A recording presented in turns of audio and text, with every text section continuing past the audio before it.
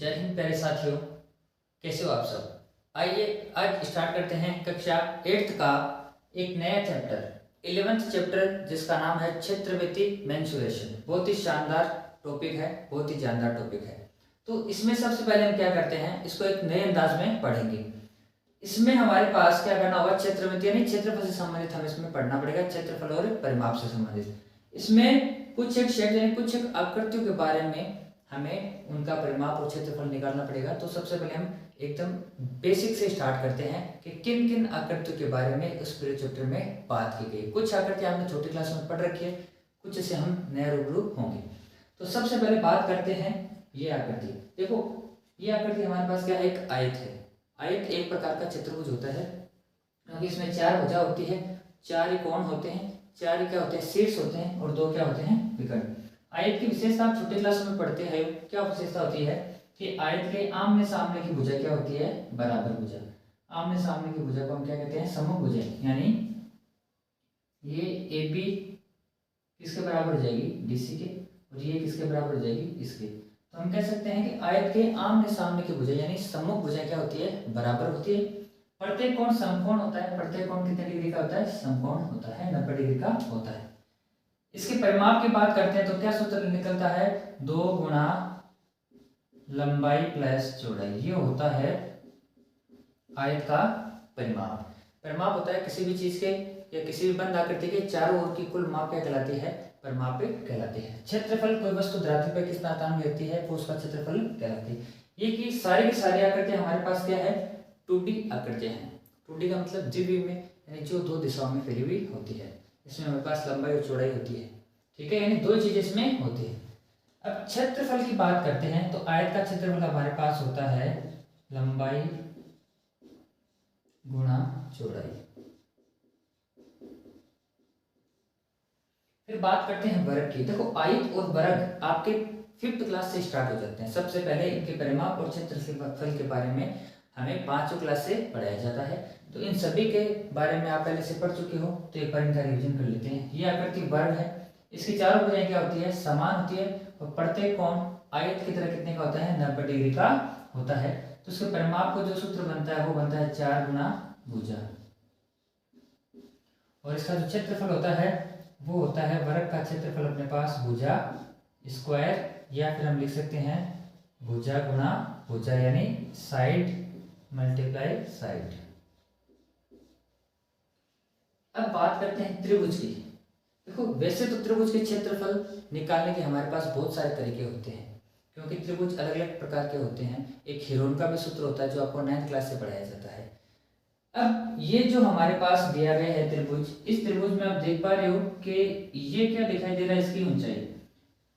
Students जब भी हम किसी आकृति की ऊंचाई निकालते हैं तो एकदम लंबवत ऊंचाई उसकी लेते हैं, तिरछी ऊंचाई कभी भी नहीं नापते हैं। तो आप इस चित्र में देख पा रहे हो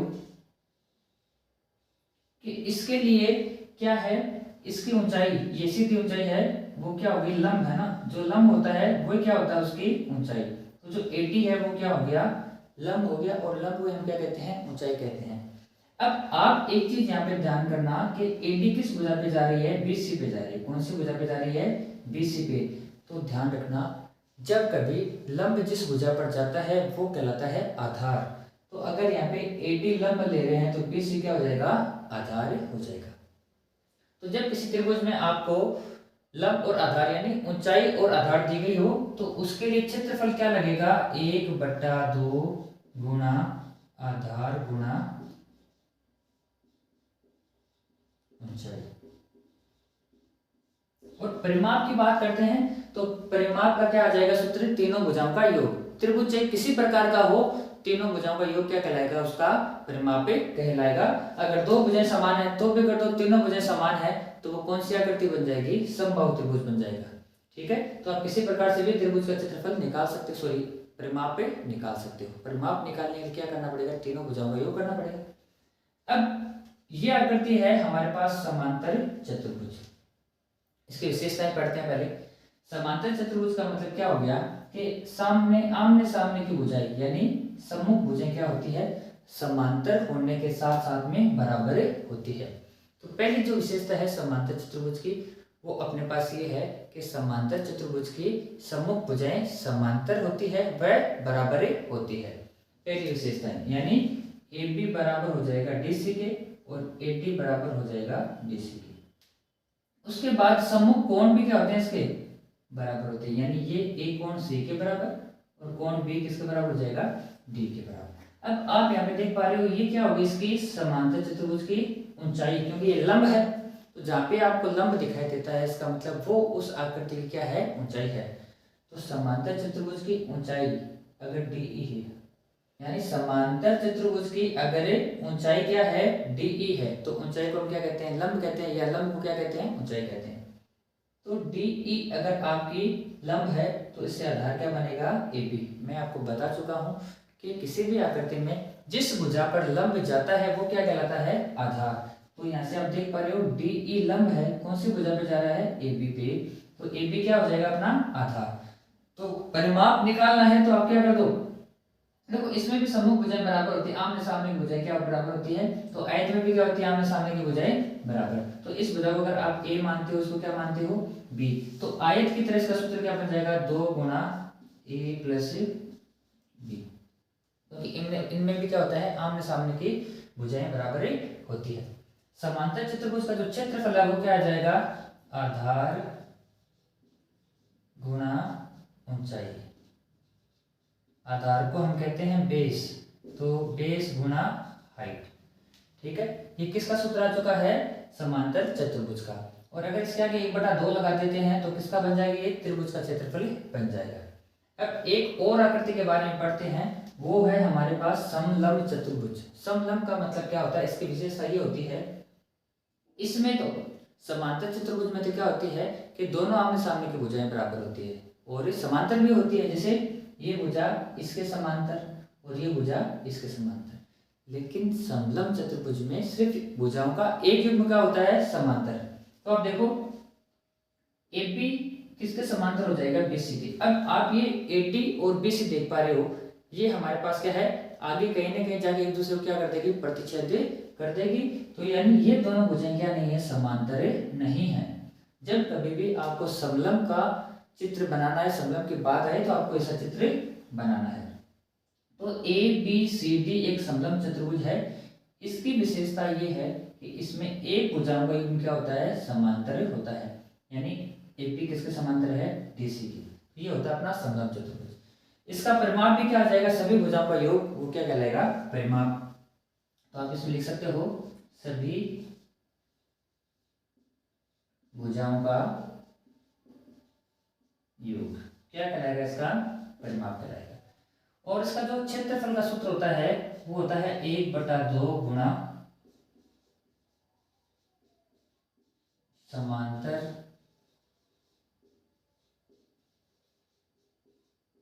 भुजाओं का योग। 1/2 गुणा समांतर भुजाओं का योग गुणा उनके बीच की दूरी।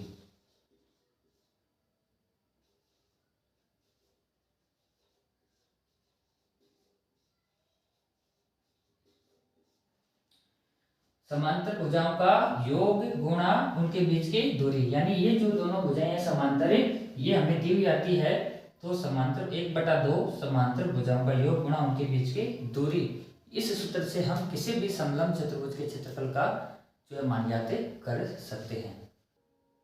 अब अपनी अगली आकृति है, ये इसका नाम है समचतुर्भुज। सम यानी जिसकी सभी भुजाएं क्या है समान। तो एक ऐसा चतुर्भुज जिसकी सभी भुजाएं क्या होती है समान होती है, वो कहलाता है समचतुर्भुज।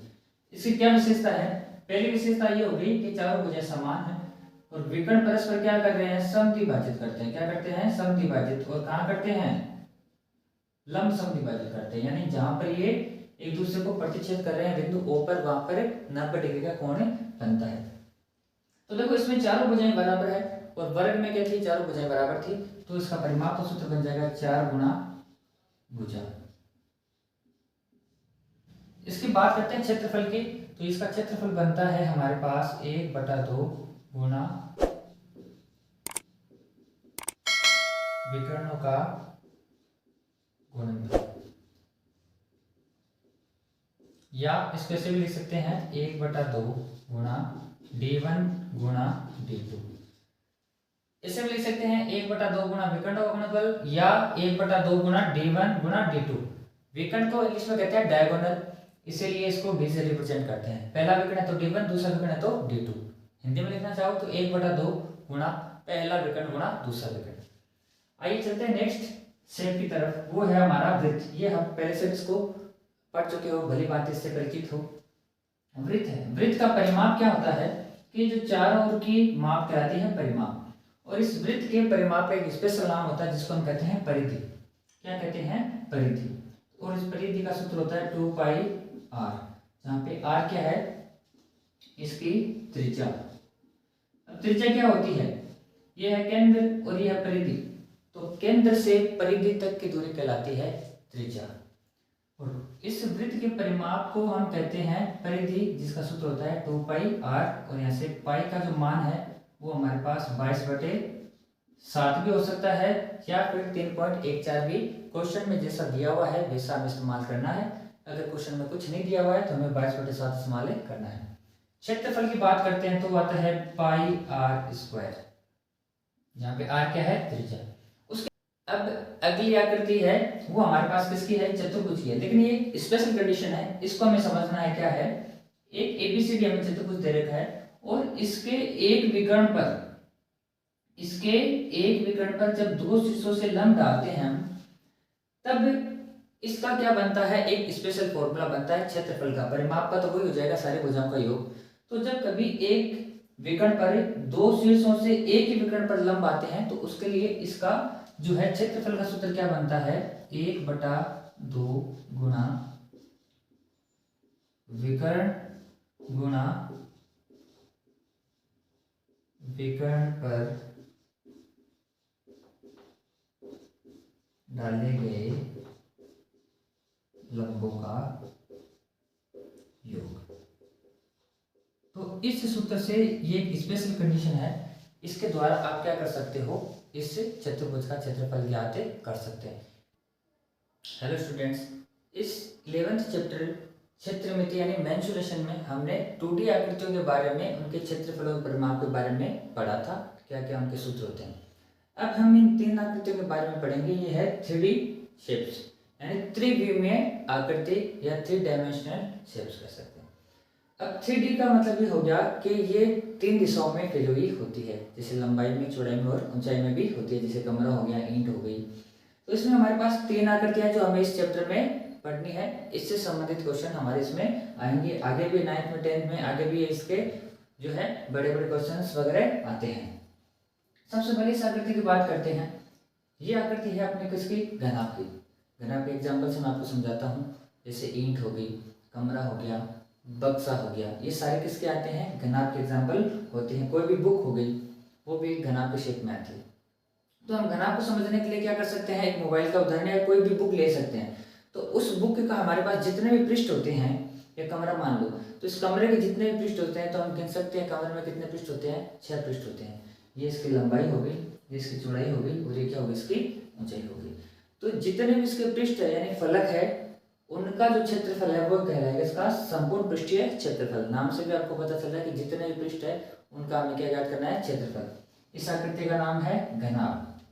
तो इसके संपूर्ण पृष्ठीय क्षेत्रफल का क्या सूत्र बनता है? 2 गुणा LB plus BH plus HL, या अगर आप हिंदी में लिखना चाहो तो 2 गुणा लंबाई गुणा चौड़ाई प्लस चौड़ाई गुणा ऊंचाई प्लस ऊंचाई गुणा लंबाई। ये होता है घनाभ के संपूर्ण पृष्ठीय क्षेत्रफल का सूत्र। दूसरा जो इसमें बनता है सूत्र वो है आयतन का। तो आयतन क्या चीज होती है? आयतन का जो मूल सूत्र होता है वो होता है आधार का क्षेत्रफल गुणा ऊंचाई। इससे सारे क्या आते हैं? सूत्र आते हैं आयतन के। तो इसका जो सूत्र बनता है वो आता है अपने पास लंबाई गुणा चौड़ाई गुणा ऊंचाई। ये हो गया आयतन किसका? घनाभ का आयतन। अगर आप इसको इंग्लिश में लिखना चाहो तो आप इसको ऐसे भी लिख सकते हो, L गुणा B गुणा H, लेंथ, विड्थ और हाइट। नेक्स्ट शेप की बात करते हैं घन की। देखो इसमें और इसमें अंतर ये है कि घन में जितनी भी भुजा है, यानी इसकी लंबाई और इसकी चौड़ाई और इसकी ऊंचाई, ये तीनों क्या होती है, बराबर यानी इक्वल होती है। इसके पीछे का रीजन ये है, इसका जो सबसे बढ़िया उदाहरण है वो हम मान सकते हैं पासा। लूडो खेलने वाला जो पासा आता है वो किसका उदाहरण है, अपने घन का उदाहरण है। इसमें सबसे बढ़िया बात जो है वो ये है कि सारे के सारे पृष्ठ क्या है, उसके वर्गाकार होते हैं, यानी स्क्वायर होते हैं। तो इसमें पृष्ठ होते हैं 6। जो अपना पासा होता है उसमें भी हमारे कितने नंबर आते हैं, 6 नंबर तक उसमें आते हैं। तो उसमें कितने पृष्ठ हो जाएंगे, 6 पृष्ठ हो जाएंगे। 6 पृष्ठ यानी 6 वर्ग हो गए, और 6 वर्ग का क्षेत्रफल निकालेंगे तो हम क्या होगा, एक वर्ग का क्षेत्रफल होता है भुजा स्क्वायर, तो 6 का हो जाएगा 6 गुना भुजा स्क्वायर, यानी इसके संपूर्ण पृष्ठ का क्षेत्रफल आएगा 6 गुना भुजा स्क्वायर। अगर आप a मानते हो भुजा को तो 6 गुना a स्क्वायर, l मानते हो तो 6 गुना l स्क्वायर, किसी भी तरीके से ज्ञात कर सकते हो।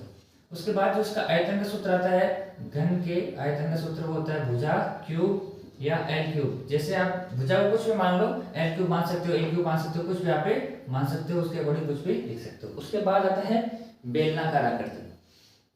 जैसे मार्कर मैंने पकड़ रखा है तो एक अपने पास एक बेलनाकार शेप है। इस बेलनाकार में आप देख पा रहे हो कि एक हमारे पास जो घुमा हुआ भाग है इसको हम कहते हैं वक्र पृष्ठ। ये जो उसका किसी भी आकृति का ये जो घुमा हुआ भाग होता है इसको हम कहते हैं वक्र पृष्ठीय क्षेत्रफल। तो बेलन आकृति हमारे पास इसमें देख पा रहे हैं कि दोनों ये जो सिरे हमारे पास, ये सिरे कौन से हैं, वृत्ताकार सिरे हैं। ठीक है, ये हमें दोनों सिरे दिखाई दे रहे हैं, ये हो गया अपने पास दोनों सिरे वृत्ताकार सिरे हैं, और बीच का जो घुमा हुआ पृष्ठ है उसको हम कहते हैं वक्र पृष्ठीय क्षेत्रफल। इसकी त्रिज्या दोनों तरफ वृत्त बराबर है, इसका मतलब ये हो गया कि बेलन में, पूरे बेलन में त्रिज्या क्या रहेगी, इसकी समान रहती है। तो जो बेलन का वक्र पृष्ठ है, वक्र पृष्ठ आपको आसानी से समझना है क्या, कि जो घुमा हुआ भाग होता है उसको हम क्या कहते हैं, वक्र पृष्ठ कहते हैं। h इस बेलन की ऊंचाई कह दो या लंबाई कह सकते हो, तो उसके अकॉर्डिंग इस बेलन का वक्र पृष्ठीय क्षेत्रफल हमारे पास आता है 2 पाई r h, जहां पर r इस बेलन की त्रिज्या है, r इधर त्रिज्या, और h होती है बेलन की ऊंचाई या लंबाई। अब पाई के मान की बात करते हैं तो पाई या तो लेना आपको 22/7 या लेना है 3.14। अगर क्वेश्चन में दिया हुआ है कि 3.14 लेना है, अभी तक आपको नहीं दिया हुआ है 8th के स्टैंडर्ड तक, आगे इसमें 3.14 का भी हम इस्तेमाल करेंगे बड़ी क्लासों में। तो पाई का मान अगर कुछ नहीं दिया हुआ है तो आपको क्या यूज करना है, 22/7 यूज करना है। अब ये वक्र पृष्ठ आ गया, उसके बाद आता है समकोण पृष्ठ। समकोण पृष्ठ का मतलब क्या हो गया कि एक तो ये वक्र पृष्ठ हो गया, घुमा हुआ भाग है, और इसके दोनों वृत्ताकार सिरे। वृत्ताकार सिरे से मतलब है कि दो वृत्तों का क्षेत्रफल, यानी इस वक्र पृष्ठ का क्षेत्रफल प्लस दोनों वृत्ताकार सिरों का क्षेत्रफल। तो इस समकोण पृष्ठ क्षेत्रफल में क्या क्या चीजें आती है, एक तो आता है वक्र पृष्ठ प्लस दो वृत्ताकार सिरे, सिरे यानी किनारे। तो वक्र पृष्ठ का सूत्र होता है 2 पाई आर एच। एक वृत्त का क्षेत्रफल होता है पाई आर स्क्वायर, तो दो वृत्तों का क्या हो जाएगा 2 पाई आर स्क्वायर। अब आप इसमें से कॉमन ले सकते हो, अगर सीधा इसमें मान रखना चाहो तो सीधा भी रख सकते हैं, लेकिन अगर इस फॉर्मूले से हम एकदम शॉर्ट फॉर्मूला बनाते हैं तो क्या बनता है, देखो आप देख पा रहे हो कि 2 पाई आर दोनों में से कॉमन आ रहा है, तो 2 पाई आर कॉमन आ गया, इधर बचा h, इसमें से 2 पाई गया तो ये बच गया h प्लस आर, यानी यहाँ पे हमारे पास क्या बच गया h प्लस आर। तो ये हो गया बेलन के संपूर्ण पृष्ठीय क्षेत्रफल का सूत्र 2 पाई आर और h प्लस आर। उसके बाद बात करते हैं आयतन की, तो आयतन होता है पाई आर स्क्वायर h, ये होता है बेलन का आयतन। ये सारे के सारे इंपॉर्टेंट फॉर्मूले हैं, आगे भी बड़ी क्लासों में 9th में 10th में आपके काम आने वाले हैं, तो इसको अच्छी तरीके से समझकर इनको अच्छी तरीके से लर्न करने हैं।